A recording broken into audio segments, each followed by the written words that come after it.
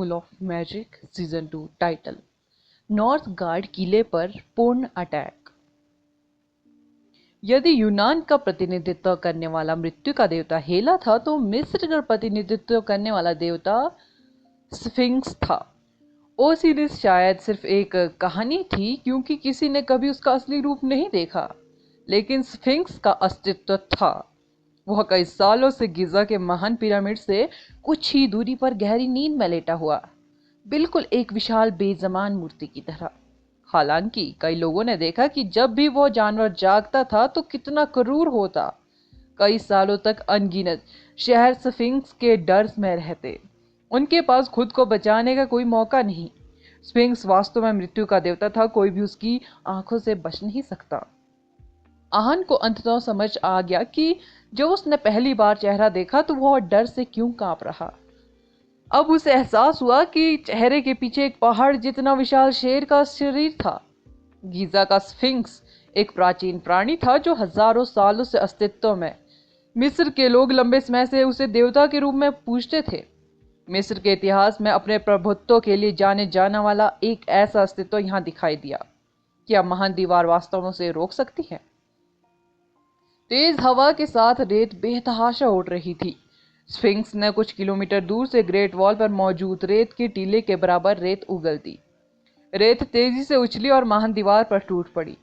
दीवार स्पष्ट रूप से अपनी सीमा पर थी। आहन और चुटकी जो एक टावर में छिपे हुए थे प्रभाव की अविश्वसनीय शक्ति को महसूस कर सकते थे। उग्र रेत महान दीवार से टकराती रही। दीवार की मोटाई तेजी से कम होने के कारण इसके टुकड़े गिरने लगे।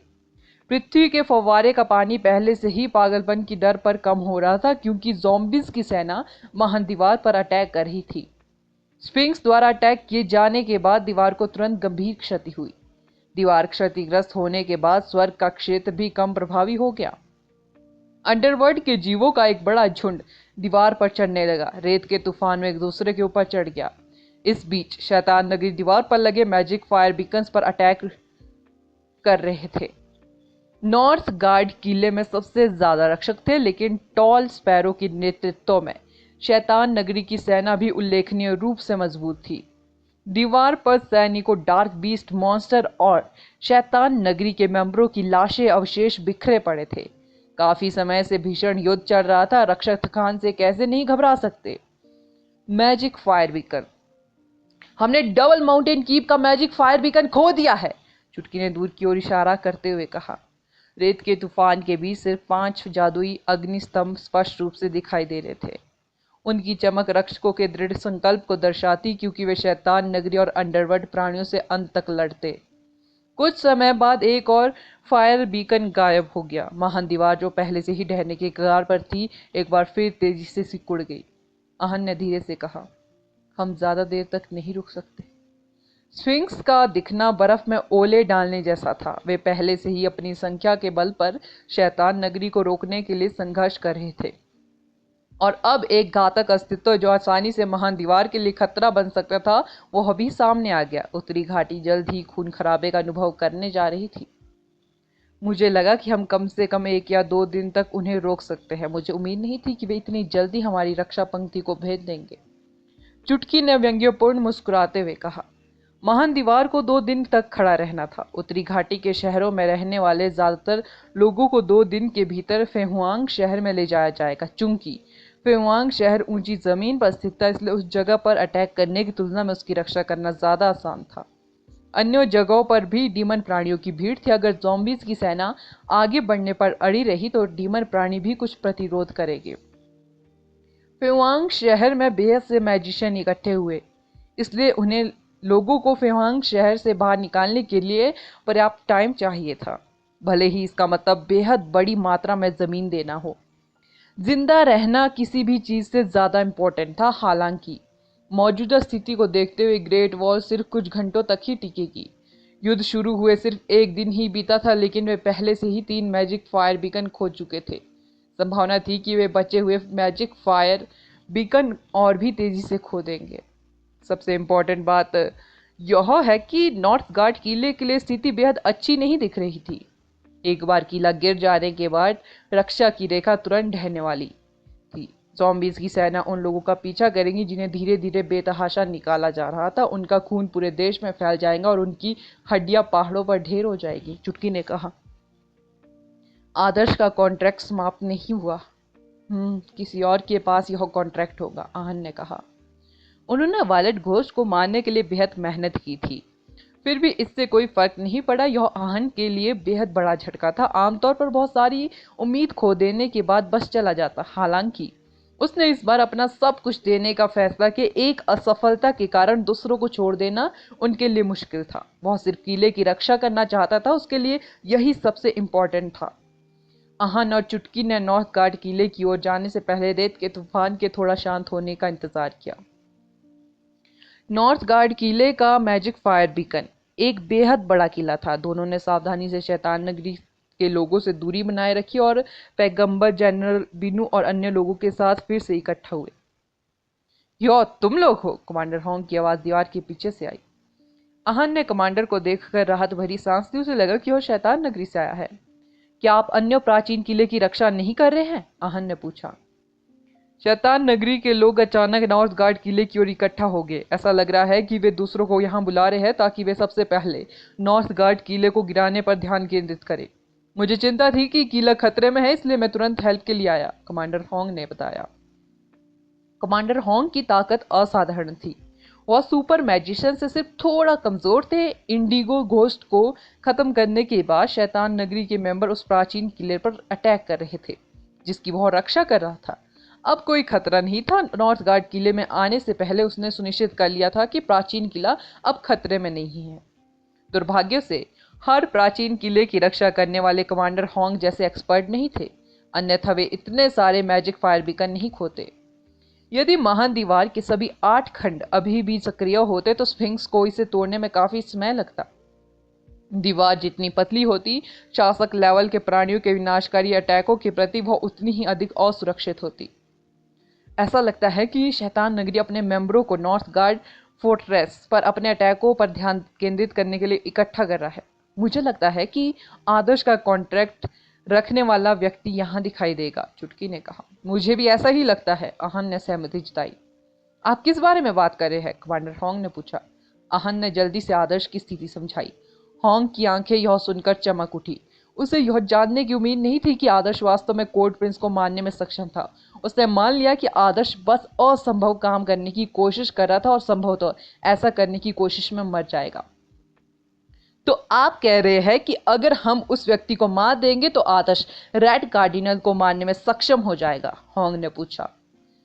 7 घोस्ट में से एक जैसे नेता को मारना शैतान नगरी के एक समूह के मनोबल को नष्ट करने के लिए पर्याप्त था। अगर आदर्श वास्तव में रेड कार्डिनल को मारने में कामयाब हो जाता तो यह संभावना थी कि वे हर प्राचीन किले पर कब्जा कर पाते। हमारे पास ज्यादा टाइम नहीं है। स्फिंक्स बेहद ताकतवर है।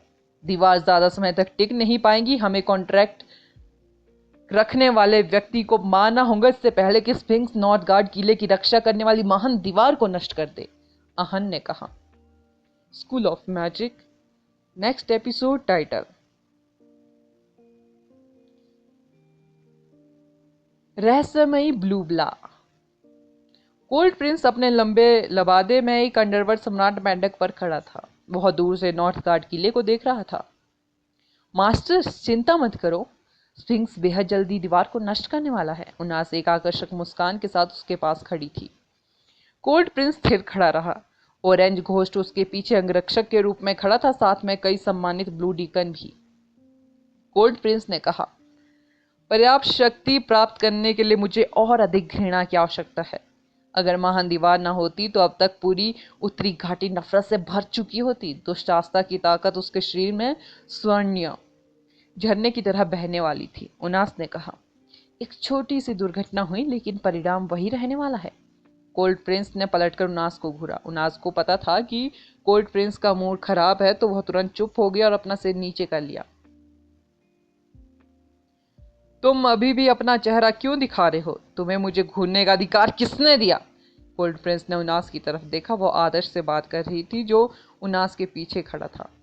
आदर्श ने तुरंत अपना सिर नीचे कर लिया, हालांकि उसके दिल में गुस्से का एक झोंका ऊपर रहा था। आदर्श को आखिरकार कोल्ड प्रिंस का लक्ष्य समझ में आया।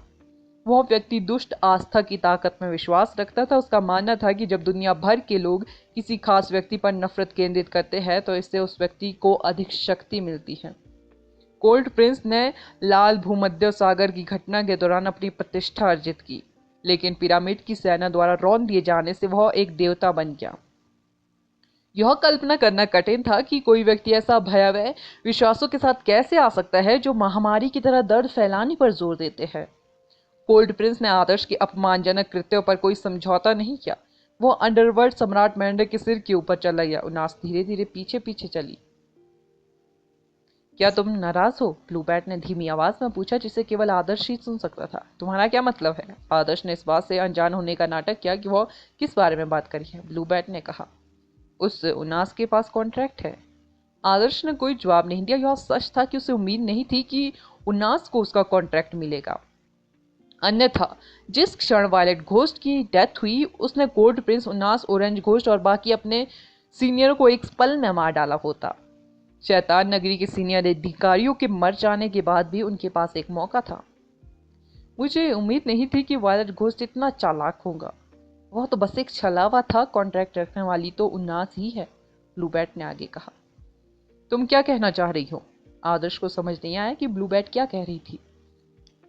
मुझे लगता है कि मैं जानती हूँ कि तुम कौन हो। तुम नॉर्थ डियर नहीं हो, ब्लूबैट ने उससे कहा। आदर्श ने भौहें से खोड़ी। उसकी आंखों से एक मजबूत हत्या का इरादा फूट पड़ा। आदर्श को अपनी वर्तमान कल्टीवेशन के साथ एक पल में ब्लूबैट को मारने में कोई परेशानी नहीं होगी। अंडरवर्ल्ड के जीव उनके चारों ओर हर जगह थे। भले ही कोल्ड प्रिंस और उनास को पता चले कि ब्लूबैट अचानक मर गई, वे केवल यह मानेंगे कि वे उसे ज़ॉम्बीज ने मार दिया। आदर्श उसे मारने में संकोच नहीं करेगा, भले ही वह अब तक बेहद अच्छी साथी रही हो।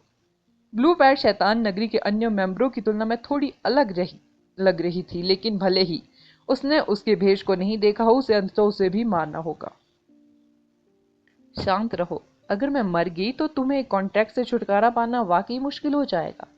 मुझे पता है कि तुम कॉन्ट्रैक्ट को जबरन खत्म कर सकते हो, लेकिन तुम्हारी आत्मा को जो कीमत चुकानी पड़ेगी वो बेहद बड़ी है। तुम इतनी दूर नहीं जाना चाहोगे जब तक कि तुम्हारे पास कोई विकल्प ना बचे, है ना? ब्लूबैट ने आपत्ति जताई। आदर्श ने शांति से जवाब दिया, मुझे वास्तव में परवाह नहीं है कि अब आपके पास मेरा पर्दाफाश कर देंगे या नहीं। क्या तुम्हें आश्चर्य नहीं है कि मैंने तुम्हारा भेद क्यों नहीं खोला? ब्लूबैट ने अपना सिर उठाया।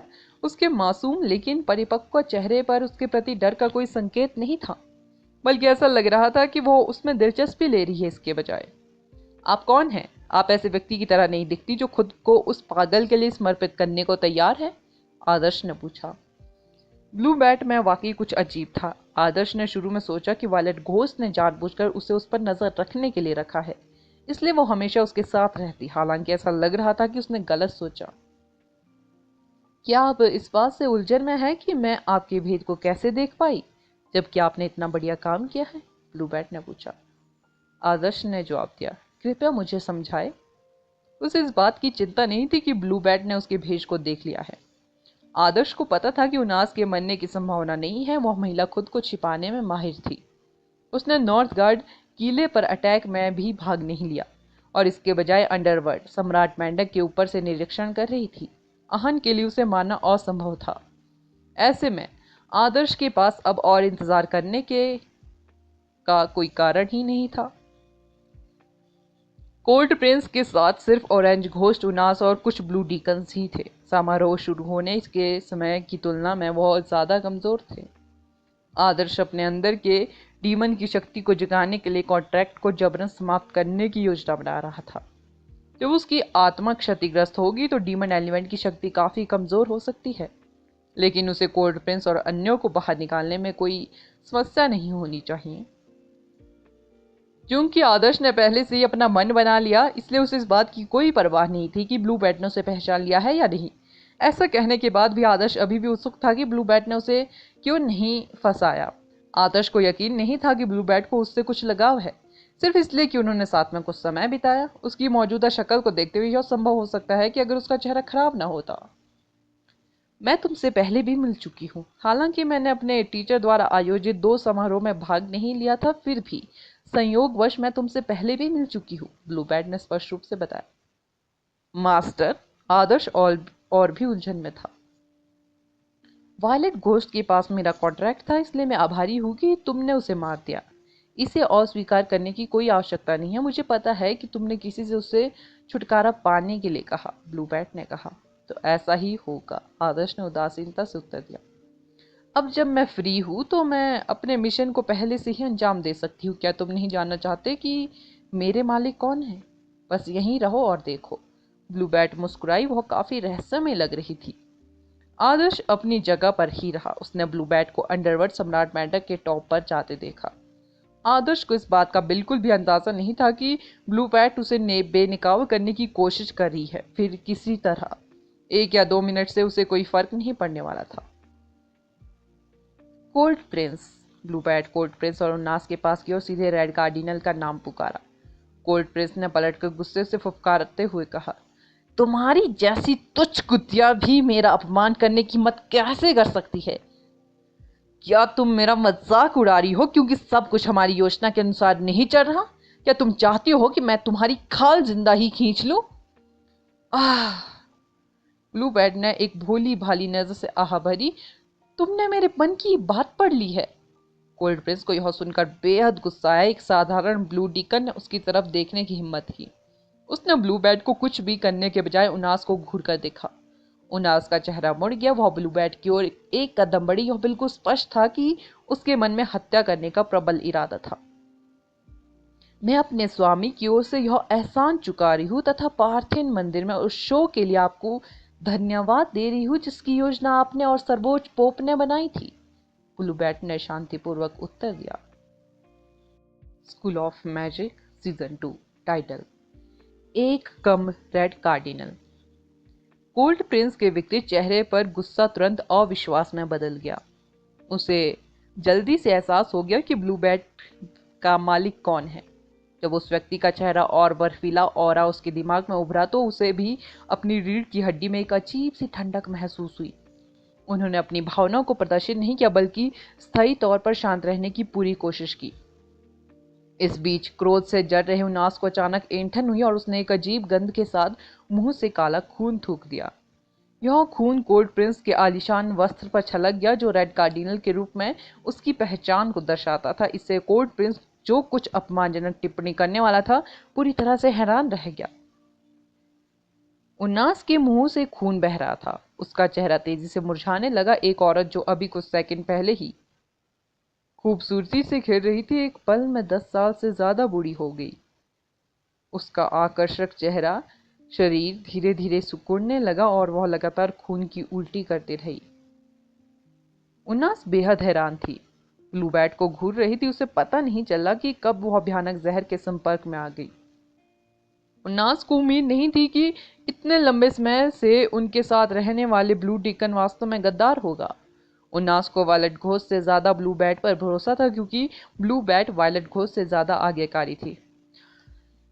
तुमने मेरे साथ क्या किया? उनास लगातार मुंह से खून निकल रही थी। उसकी जान तेजी से निकल रही थी। वह 1 मिनट पहले की तुलना में बिल्कुल अलग दिख रही थी। यह मेरे मालिक की ओर से एक वापसी उपहार है। यदि मास्टर कोल्ड प्रिंस भोले बने रहे तो मेरे मालिक को आपसे व्यक्तिगत रूप से मिलने में कोई आपत्ति नहीं होगी, लेकिन जब वह समय आएगा तो यह आपकी प्रिय महिला की मृत्यु से भी अधिक होगा। ब्लू बैट ने अंडरवर्ल्ड सम्राट मेंढक के सिर से हल्के से छलांग लगाई।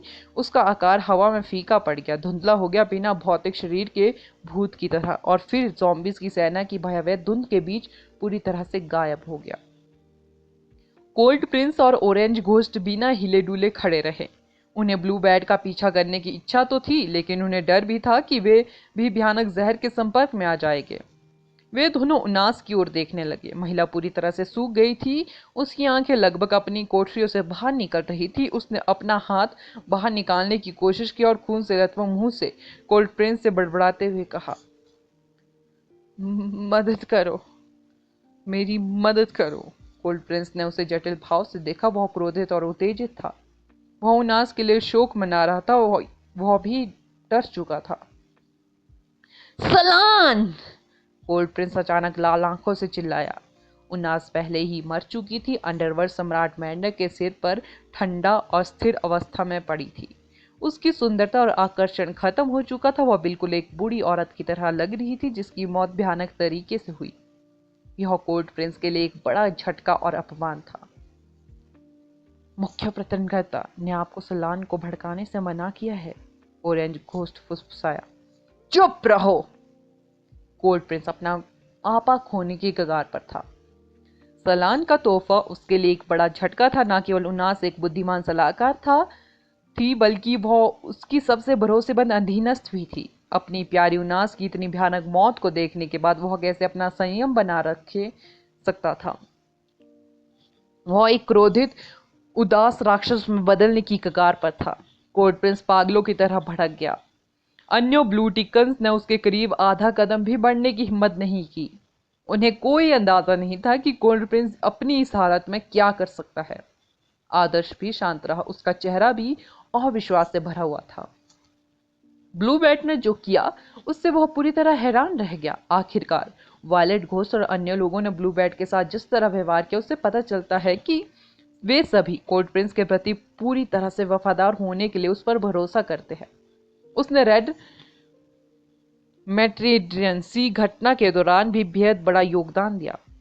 अगर ऐसा नहीं होता, क्योंकि ब्लू बैट पदों पर पदोन्नत होने या प्रसिद्धि और गौरव अर्जित करने के बारे में बेहद अधिक चिंतित नहीं थी, तो वह अब तक कोर्ट प्रिंस की सबसे विश्वसनीय अधीनस्थों में एक होती।